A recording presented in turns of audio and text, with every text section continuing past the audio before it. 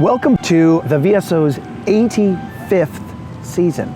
That's right, we've been making music throughout Vermont for 85 wonderful years. We celebrate not just 85 years, we also celebrate 20 years with Jamie Laredo, who is our wonderful music director. You're probably used to seeing him conduct the orchestra. But for this concert, you'll see him as a performer. Leading this program will be a guest conductor named Sarah Hicks, who's familiar to us at the VSO because she led the 2018 Summer Festival Tour and came up with that program.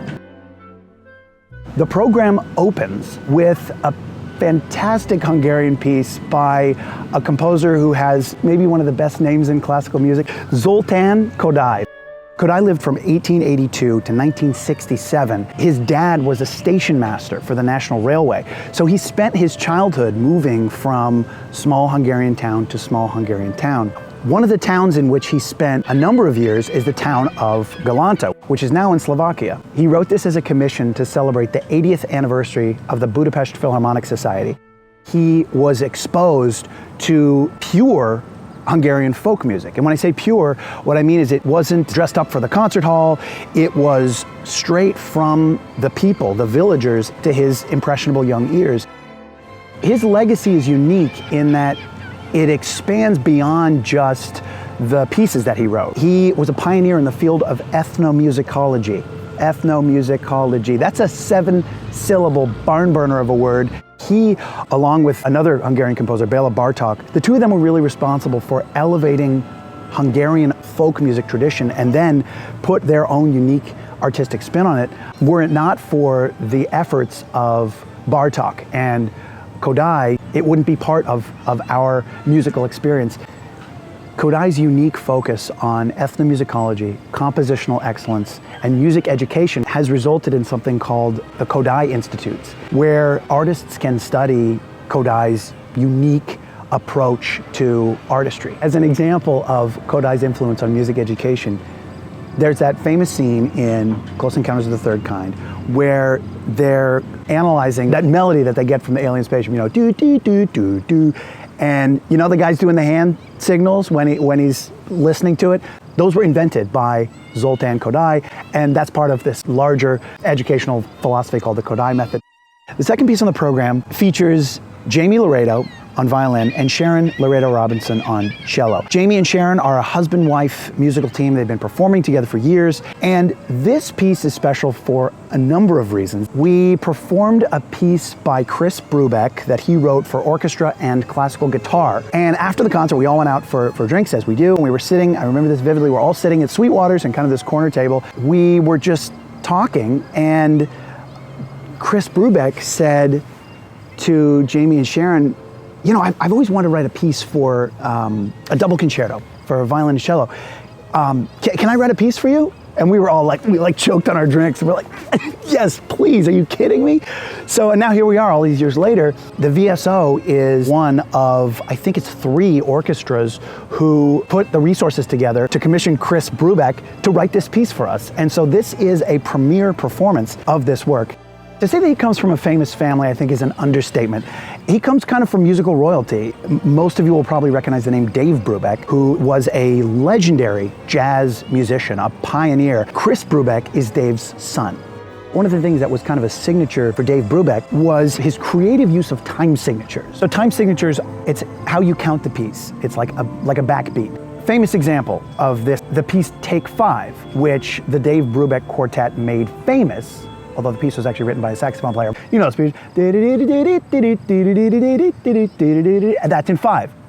1, 2, 3, 4, 5, 1, 2, 3, 4, 5. So Chris takes that same concept of playing with rhythm and time signature and meter, and he puts that throughout his entire piece.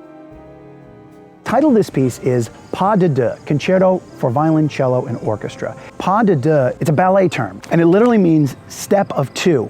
Every famous ballet, Swan Lake, Giselle, Nutcracker, have a pas de deux dance in it. Usually it's a male-female pair, but it requires a lot of trust, and it's almost like 2 dancing as one.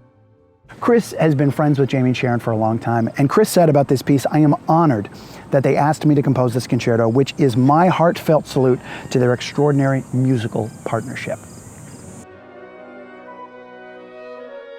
Brahms wrote this piece when he was 44, 1877. He wrote 4 symphonies, and his first symphony, he took, not making this up, over 20 years to complete this symphony. The shadow of Beethoven really loomed over Brahms, and he was terrified to release his first symphony. So his second symphony, he took 4 months. That's it. He took like a summer vacation, a lakeside retreat, and this symphony, when it first premiered, was extremely well received, warmly received. People thought that it reminded them of Beethoven's Sixth Symphony, his Pastoral Symphony. People started to kind of refer to it as Brahms' Pastoral Symphony.